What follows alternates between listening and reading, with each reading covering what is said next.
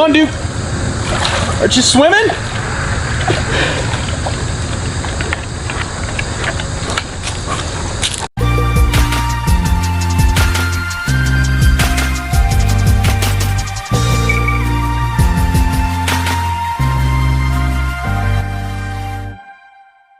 Welcome back to All Things Outdoors, and topic of the day, keeping your stuff dry. One of the most important things when you're out on a hiking trip or out in the backwoods is keeping your down, your clothes, or whatever insulation you use, and whatever you're sleeping in, whether the sleeping bag or your hammock, keeping that dry. Nothing could be worse than having to sleep in the elements in a wet hammock or wet clothes, or your down or sleeping bag is wet. There's a lot of companies out there that their backpacks claim to keep your stuff dry. Without a doubt, I'm not questioning those. I've seen them firsthand, and also in some of the advertisements and testing on YouTube's of guys that are going and loading up their packs with things and keeping them dry. Right now, what I have is the ULA made out of Robic fabric. So it just, to me, it's a good material and one of my personal favorite materials to have a backpack made out of. It's not very waterproof. If I go through and jump in a pond, my stuff's going to get wet regardless. So I have to do something to keep my items that I want to stay dry, keep those dry inside my pack. So there's a couple different things that you can do. I see a lot of people that use pack covers like this, and how they do work in the rain. What happens if you fall in a creek and this pack cover's not even on, or if it is on, is it going to protect your stuff? The one thing I do choose is the Sea to Summit Nano.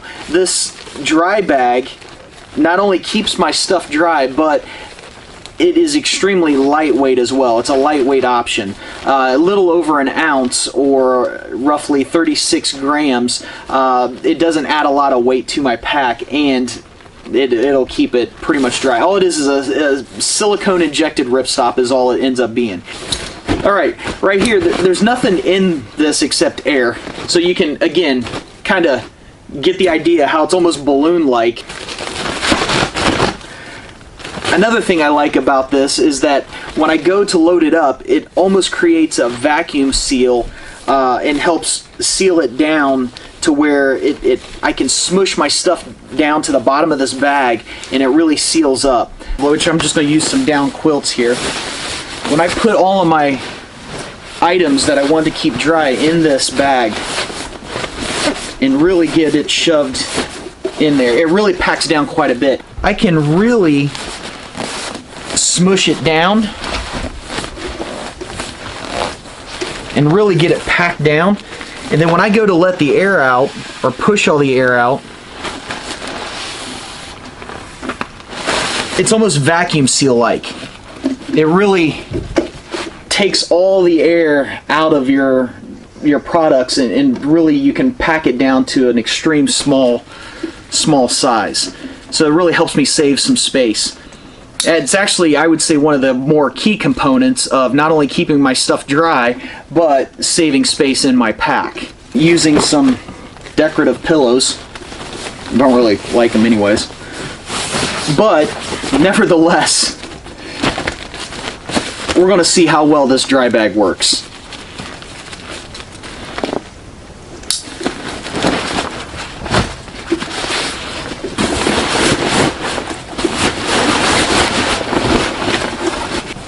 Alright, let's give this a test run.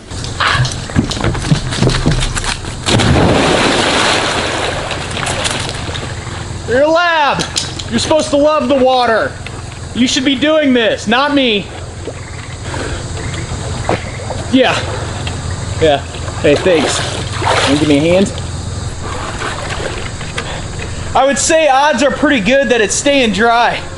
Right now it actually feels like a flotation device, as I'm sure you can see in the background here. But let me get dried off. We'll head back inside and we'll test the components here. Thanks, buddy. All right, moment of truth.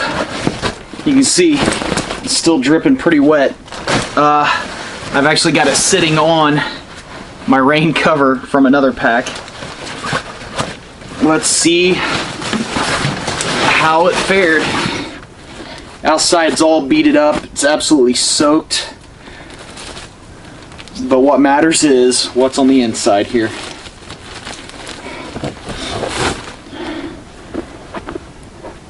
And not a drop on that one. And this was the one on the bottom that took the most abuse, completely dry. So, a complete success. So keep in mind, when you're looking for water protection against your gear, that doesn't always mean rain. Rain covers work well in rain, but what happens when you're crossing that creek in fall?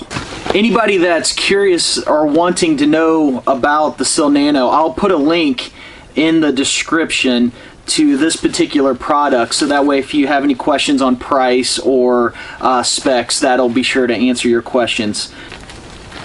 Alright, that's it for the torture test of the Sea to Summit Nano. So I'll catch you next time, guys.